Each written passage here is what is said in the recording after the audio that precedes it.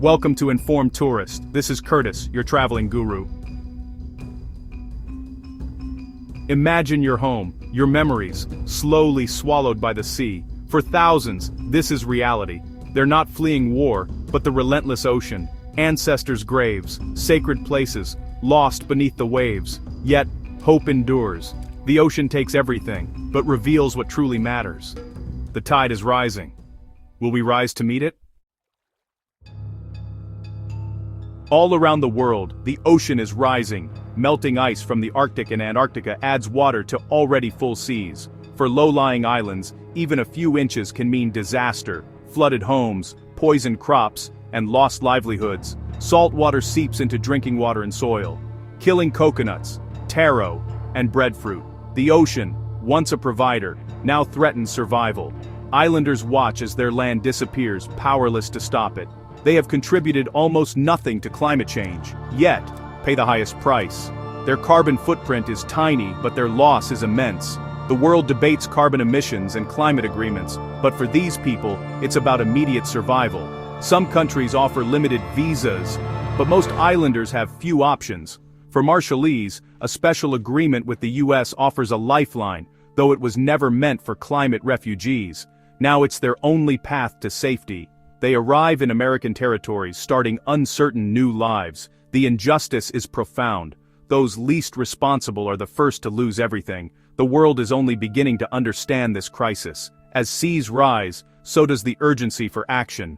These islands are the canaries in the coal mine. Their fate foreshadows what's to come for us all. The silent crisis is growing louder. Will we listen before it's too late? The time to act is now. America is more than 50 states. It's also far-flung territories like Guam, American Samoa, and Puerto Rico. These islands are part of the US, but often forgotten by the mainland. They face unique challenges, economic struggles, storms, and limited political power. Yet they offer a legal pathway for climate migrants, especially from the Pacific. Treaties like the Compact of Free Association allow Marshallese families to move to places like Guam. But moving isn't easy. These territories have their own cultures, languages, and histories. New arrivals must adapt to unfamiliar worlds, while locals face their own climate threats. These islands are now sanctuaries for climate refugees, even as they battle eroding beaches and stronger storms. The welcome can be warm, but resources are stretched thin. Islanders are helping islanders, but the strain is real. This is a story of resilience and growing pains. Forgotten parts of America are now at the center of a global conversation. Who are we and what do we owe each other? The answer will shape the future of these islands, and the world. As new horizons open, so do new challenges. The journey is just beginning. These islands are no longer footnotes, they are the front lines. Their story is America's story too. Guam, a small Pacific island, is home to the Chamorro people, known for their resilience and hospitality. Recently, climate migrants from the Marshall Islands have arrived, seeking safety and opportunity. They find work, but housing is scarce and expensive. Many families share crowded apartments, straining resources. Schools and hospitals are overwhelmed, and federal support is limited. Locals worry about being overwhelmed, but there are also stories of connection. The Marshallese community supports each other, preserving language and culture. Chamorro churches and nonprofits offer food, language classes, and job training. There's a sense of shared islander identity, but also cultural differences and misunderstandings. Some locals fear their culture is being diluted as the island changes. Migration is more than numbers, it's about people learning to live together. Guam's daily reality is a balancing act, welcoming newcomers while protecting heritage. The island's generosity is tested, but so is its capacity. The story of Guam is one of hope, strain, and the search for harmony. Every day, islanders navigate this crossroads. Their experience offers lessons for a world facing rising tides.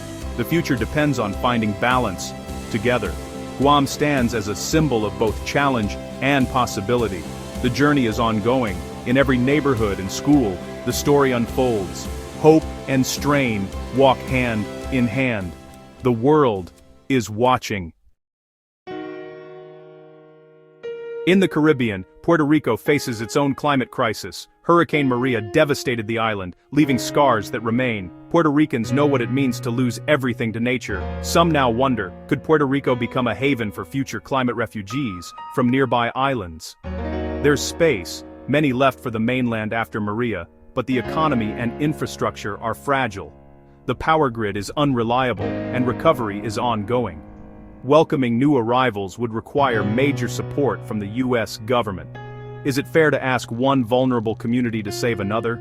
Puerto Rico's own coastlines are eroding. It faces the same threats. Moving people from one endangered island to another may only delay the problem. The story here is one of shared vulnerability and tough choices. Even with the best intentions, the path forward is uncertain. Puerto Rico's experience highlights the complexity of finding a truly sustainable future. In American Samoa, life is guided by Fa'a Samoa, the Samoan way. This Polynesian culture values family, respect, and connection to land and sea. When people from Tuvalu and other low-lying islands arrive, they find familiar customs and language. The transition is easier, but economic hardship remains. Jobs are scarce, most work for the government or tuna cannery. The extended family system provides a safety net, but resources are stretched thin. Generosity is strong, but the reality is tough. American Samoa faces its own climate threats: tsunamis, rising seas, and fragile infrastructure.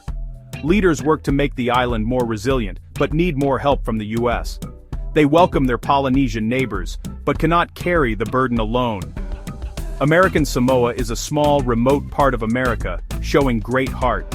Their story is one of solidarity and struggle.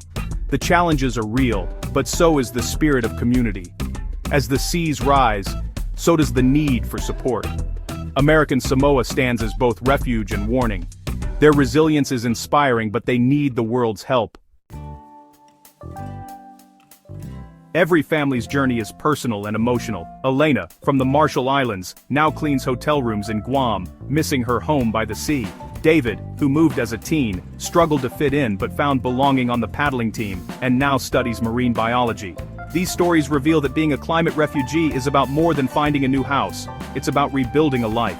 Children adapt quickly, but elders grieve lost traditions and worry for the future. Despite loss, there is resilience. People start businesses, form associations, and keep culture alive. Marshallese churches and stores thrive in Guam. Tuvaluan families share traditions in American Samoa. Cultures blend, creating something new, sometimes painfully, but always with strength. Even when land is lost, identity endures. These stories are more than headlines. They are testaments to the human spirit. Climate refugees are not just victims, they are builders of new communities. Their struggle is ongoing, but so is their hope. In every act of adaptation, they show us what it means to survive and thrive. Their resilience is a lesson for us all. The journey is hard, but not hopeless. These islanders are shaping their own destinies. Their voices must be heard. Their stories matter. In the face of loss, they find new ways to belong. The world should honor their courage. Their future is our shared responsibility. Let's not look away. The welcome from America's territories is inspiring, but is it a real solution? These host islands, Guam, Puerto Rico, American Samoa, face their own climate threats and limited resources. Moving large populations to vulnerable places risks creating new crises. Housing, schools, and hospitals are already strained. Economies are fragile. Without massive support, this isn't sustainable for newcomers or locals. The promise of a safe haven is fragile if the haven itself is at risk. The real failure is global. Wealthy nations haven't created a fair system for climate refugees. There's no international agreement defining their rights or responsibilities. People use old treaties and informal paths out of desperation, not planning. Small islands bear the burden, but can't do it alone. The solution must be global, reducing emissions, providing support, and creating legal pathways. America's forgotten islands show generosity, but that can't excuse global inaction. We need to think bigger, act faster, and share responsibility. The world must step up before it's too late. The story of climate refugees is about justice and responsibility. Small island nations have done little to cause climate change, yet suffer most. Industrialized nations created the problem, but the vulnerable pay the price. This isn't charity, it's a moral obligation. Countries that cause the crisis must help those suffering its effects. That means more than aid. It means real change, clean energy, honored climate agreements, and new legal protections. For the U.S., the responsibility is direct. Treaties and history tie it to the Marshallese, whose islands were used for nuclear tests and now face climate threats. Allowing migration isn't enough. Host communities need real support. We need a new legal status for climate refugees, with rights and protections. Shared responsibility must replace isolated burden. This is a test of our shared humanity. Will the powerful act, or let the vulnerable drown? We are all connected. Our choices matter. Justice demands action, not just words. The world is watching. The time for responsibility is now. Climate justice is not optional. It's essential. The future depends on what we do next. The journey of a climate refugee asks, what is home? Is it land, a house, or something deeper? Memory, culture, community. For islanders, home is the scent of salt, the taste of coconut, the sound of their language. When land is lost, can home survive in the heart?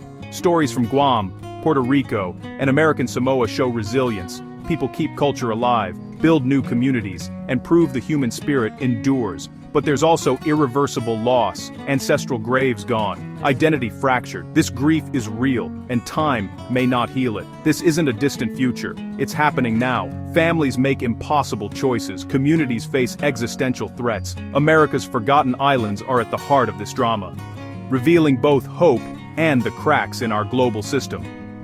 Their story is a warning. What happens to them could happen to us all. Coastal cities everywhere are at risk. We all live on the edge of a rising ocean. These stories call us to empathy, justice, and courage. We must listen, support, and recognize our shared fate. So, ask yourself, what would you do if you lost it all to the sea? The answer matters.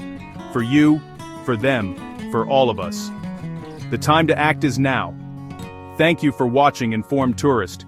If you enjoyed this video, please like and subscribe. Check out the next video.